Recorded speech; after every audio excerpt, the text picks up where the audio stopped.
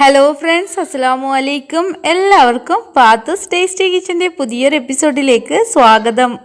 ഞാനിന്ന് തയ്യാറാക്കുന്നത് ബ്രെഡ് വെച്ചിട്ട് അടിപൊളി ചിക്കൻ സാൻഡ്വിച്ചാണ്. നമുക്ക് കാണുമ്പോൾ തന്നെ തിന്നാൻ കൊതിയാവുന്നൊരു സാൻഡ്വിച്ചാണിത്. അത്ര ടേസ്റ്റാണ്. അപ്പം നമുക്ക് വീഡിയോയിലേക്ക് പോയാലോ? അതിനു മുന്നേ നിങ്ങൾ ഈ ചാനൽ സബ്സ്ക്രൈബ് ചെയ്തിട്ടില്ലെങ്കിൽ ഒന്ന് സബ്സ്ക്രൈബ് ചെയ്യണേ. ആദ്യം നമുക്ക് ചിക്കൻ പൊരിച്ചെടുക്കണം. അതിന് വേണ്ടിയിട്ട് ഞാൻ ചിക്കൻ ചെറിയ പീസാക്കി വെച്ചിട്ടുണ്ട്.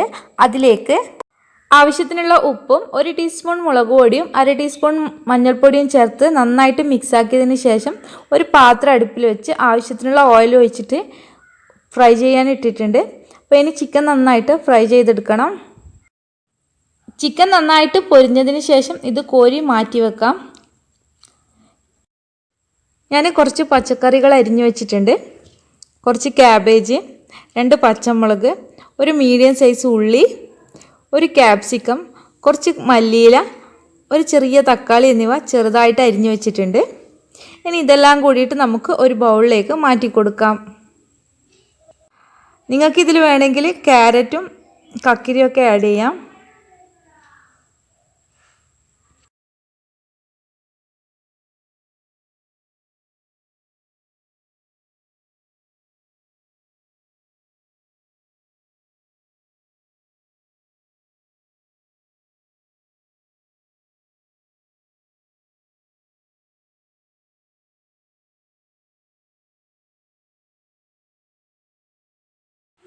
നമ്മൾ കട്ട് ചെയ്ത് വെച്ച എല്ലാ പച്ചക്കറികളും ഈ ബൗളിലേക്ക് ഇട്ട് കൊടുത്തു.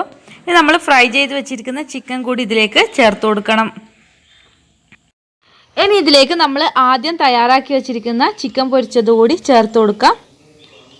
ഇതിലേക്ക് ഒരല്പം ഉപ്പും ചേർത്തിട്ട് ഒന്ന് മിക്സാക്കി കൊടുക്കുക.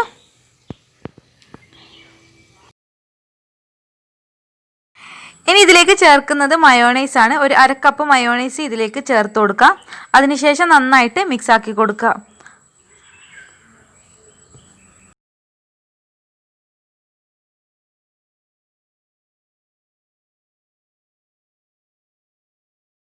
ഇത് നന്നായിട്ട് മിക്സാക്കി എടുക്കുക. അപ്പോൾ സാൻഡ്വിച്ചിനുള്ള ഫില്ലിങ് റെഡിയായി.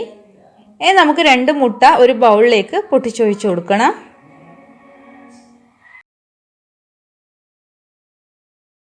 ഇനി ഇതിലേക്ക് ഒരു നുള്ളു ഉപ്പ്, കുറച്ച് മഞ്ഞൾപ്പൊടി, കുറച്ച് മുളക് പൊടി എന്നിവ ചേർത്തിട്ട് നന്നായിട്ടൊന്ന് മിക്സാക്കി എടുക്കണം.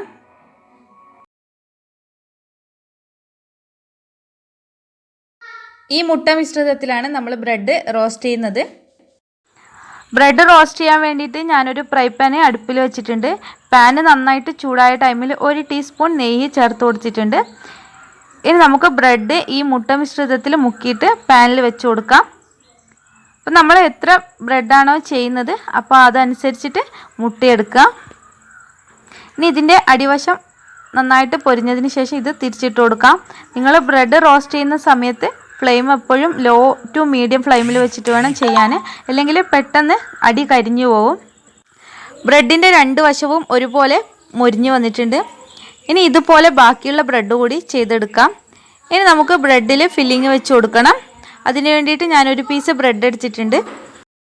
ഇനി ഇതിൻ്റെ മുകളിൽ 1 ടീസ്പൂൺ ടൊമാറ്റോ സോസ് എടുത്ത് എല്ലാ വശത്തും ബ്രെഡിൻ്റെ എല്ലാ വശത്തും ഒന്ന് തേച്ച് കൊടുക്കണം.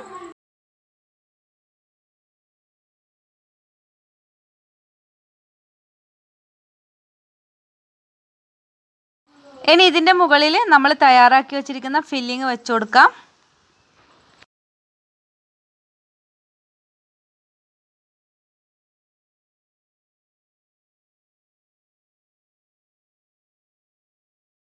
ഇനി ഇതിൻ്റെ മുകളിൽ മറ്റൊരു പീസ് ബ്രെഡ് കൂടി വെച്ച് കൊടുത്ത് ഒന്ന് പ്രസ് ചെയ്ത് കൊടുക്കാം.